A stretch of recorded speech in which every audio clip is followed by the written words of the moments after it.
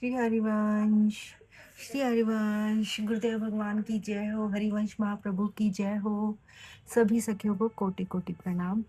तो आज की वीडियो में हम श्री राधा सुधानिधि जी के करने वाले हैं श्लोक नंबर 31, 32, 33, 34, 35 यानी कि 31 से 35 तक भाव के साथ व्याख्या।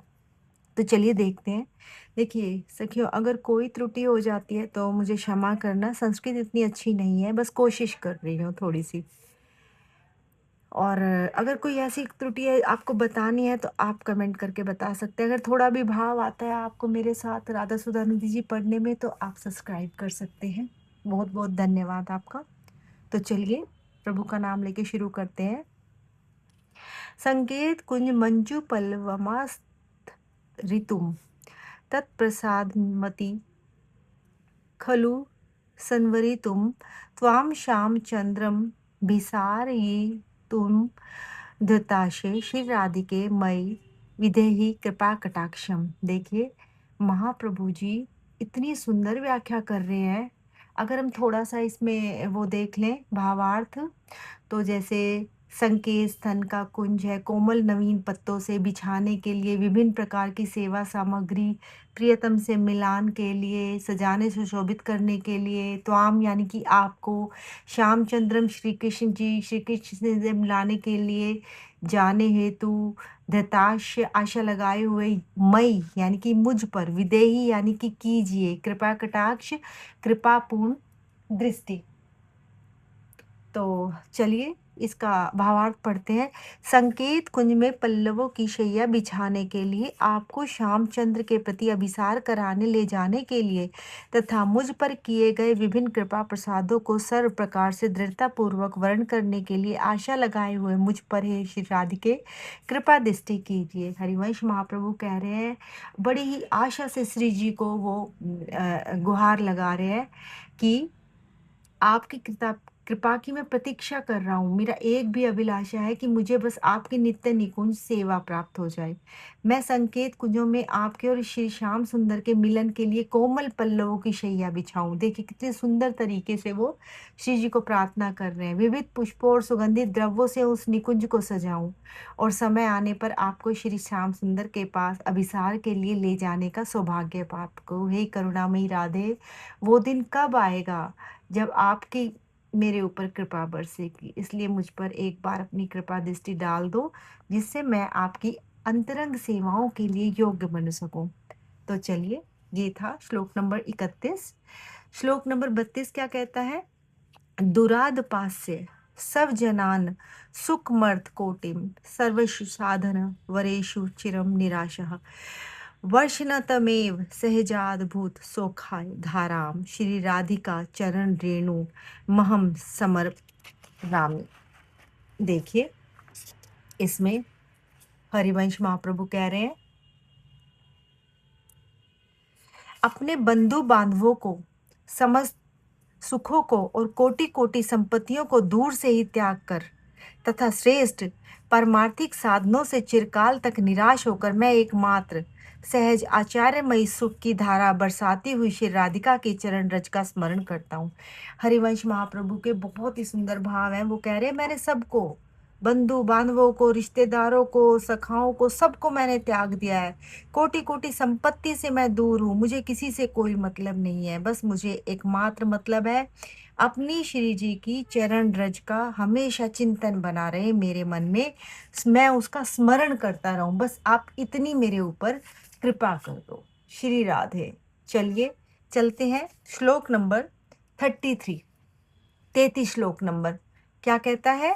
वृंदाटवी प्रकटम मनमत कोटि मूर्तः कस्यापि गोकुल किशोर निशाकस्य सर्वस्य संपुटमेव स्तन शात कुंभ कुंभदयम समर मनो वृषभानु पुत्रयोः। हरिवंश महाप्रभु कह रहे, हे मेरे मन, अपने मन को श्री वृंदावन में नित्य प्रकट कोटि कोटि कामदेव से भी सुंदर विग्रह वाले, किसी अनिर्वचनीय जिसको कहा नहीं जाए, गोकुल किशोर चंद्रमा के सर्वस्व को रखने की पिटारी संपुट यानी कि डब्बा जैसे वृषभानु नंदिनी के स्वर्ण कलश के समान श्री अंग युगल का स्मरण कर। देखिए हरिवंश महाप्रभु कितने सुंदर तरीके से अपने मन को ये शिक्षा दे रहे हैं। वो कहते हैं, हे मन, संसार के रूप, धन, विषयों में मत भटक तू श्री राधा रानी के दिव्य स्वरूप का ध्यान कर, जहाँ स्तन कुंभ का वर्णन केवल शारीरिक सौंदर्य का वर्णन नहीं है। राधा वल्लभ संप्रदाय में इसका अत्यंत ही गूढ़ आध्यात्मिक अर्थ है। ये हम सबको समझना पड़ेगा। जैसे कोई व्यक्ति अपने सबसे बहुमूल्य वस्तु को एक सुरक्षित पिटारी में रखता है, इसी प्रकार श्री कृष्ण का संपूर्ण प्रेम, उनका हृदय, उनका सर्वस्व श्री राधा जी में सुरक्षित है। श्री राधा ही श्री कृष्ण के प्रेम की परम निधि है। इसीलिए हरिवंश महाप्रभु कह रहे हैं, श्री राधा का स्वरूप केवल सौंदर्य का विषय नहीं है, बल्कि परम प्रेम, वात्सल्य और माधुर्य का दिव्य भंडार है। तो देखिए, हम सबको भी राधा और कृष्ण के प्रेम की परम निधि और आशय के रूप में अपने मन में, अपने मन रूपी डब्बे में उसको संजो के रखना चाहिए। तो चलिए चलते हैं अगले श्लोक पे, जो कि है श्लोक नंबर 34, 34।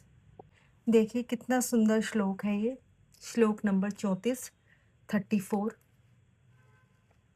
इसमें सांद्रानुराग ससार सह सरोजम किम वा दिव्धा मुकुदलिम मुख चंद्र भासा तनु तनस्त संयुगम वृषभानुजया स्वान नंदी धूमकरंद धनम समरामि। हरिवंश महाप्रभु कह रहे हैं, श्री विश्वभानु नंदिनी के निजानंद रूपी अमृत के घनीभूत मकरंद पराग से पूर्ण उन नवीन श्री अंग युगल का मैं स्मरण करता हूँ, जिनको देखकर यह भांति होती है कि इसके रूप में क्या निविड़ अनुराग रससार के सरोवर का कमल ही मुखचंद्र की कांति से दो भागों में विभाजित होकर कली रूप में परिणित हो रहा है। नोट करने वाली बात है, चंद्र को देखकर कमल मुकुलित हो जाता है, कली रूप में बदल जाता है, और श्री राधा के मुखचंद्र का प्रकाश स्वाभाविक रूप से उरोज कमलों पर पड़ता है और वे स्थानीय रूप से कमल की कली के आकार के बने रहते हैं। तो देखिए इसका जो भाव निकल के आता है, हरिवंश महाप्रभु जी कह रहे हैं कि श्री राधा जी का मुख पूर्णिमा के चंद्रमा के समान शीतल और तेजस्वी है। चंद्रमा की किरणों से कमल बंद हो जाता है, परंतु यहाँ प्रेम की अद्भुत लीला है। श्री राधा जी के मुख चंद्र की दिव्य कांति से प्रेम रूपी सरोवर का कमल मानो दो कोमल कलियों में बदल गया। वे दोनों कलियां ही श्री राधा जी के श्री युगल स्तनों के रूप में प्रकट हुई। यह कोई लौकिक वर्णन नहीं, बल्कि माधुर्य रस की अलौकिक उपमा है, जो श्री राधा जी के दिव्य स्वरूप की महिमा प्रकट करती है। देखिए सखीजू, ये बहुत ही गूढ़ भाव है। बस इसको जब हम अपने अंदर हृदय में उतार लेते हैं ना, तो साक्षात श्री जी हम पे कृपा बरसाती हैं।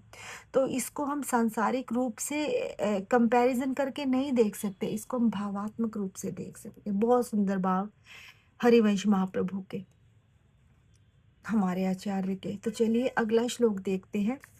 क्रीड़ा सर कन कपक जड़ु मलाय स्वानंद पुनर्सर क्लुप्त्रो फलाय तस्मै नमो भुवन मोहन मोहन्या श्री राधिके तव नमंडलाय। हरिवंश महाप्रभु कह रहे हैं, हे श्री राधिके, आपकी उस नवीन स्तन मंडल को नमस्कार, जो क्रीड़ा सरोवर के स्वर्ण कमल की कली के समान है, जो निजानंद से पूर्ण है, जो कल्प वृक्ष के फल के समान है, और जो त्रिभुवन मोहन श्री श्यामसुंदर को मोहित करने में समर्थ है। देखिए इसका हमें कदापि सांसारिक रूप से नहीं हम सोच सकते इस बात को। कितनी सुंदर उन्होंने हमारी राधा रानी के अंग को, श्री अंग को किस तरह से नमस्कार किया है, किस तरह से उन्होंने उसको उपमा रखी, कल्प वृक्ष के फल के समान, जो मांगो वो मिल जाएगा, जैसा चाहो वैसा हो जाएगा। तो ये थोड़े से भाव थे हमारे श्री राधा सुधानिधि जी, श्लोक नंबर 31 से 35 तक के। आशा करती हूँ आपको थोड़ा समझ आएगा। थोड़ी लाइटिंग की थोड़ी दिक्कत है, बस थोड़े भाव है सखियों, और इससे ज़्यादा कुछ नहीं। अगर थोड़ा भी अच्छा लगा है तो चैनल को सब्सक्राइब कीजिए प्लीज़, और कुछ भी त्रुटि आपको ऐसे लगती है कि हमें बतानी चाहिए तो कृपा करके कमेंट कीजिए। गुरुदेव भगवान की जय हो, राधा वल्लभ जी की जय हो, हरिवंश महाप्रभु की जय हो, श्री वृंदावन धाम की जय हो, समस्त चरविंद की जय हो। जय जय श्री राधे श्याम, जय जय श्री राधे श्याम, जय जय श्री राधे श्याम, जय जय श्री हरि वंश।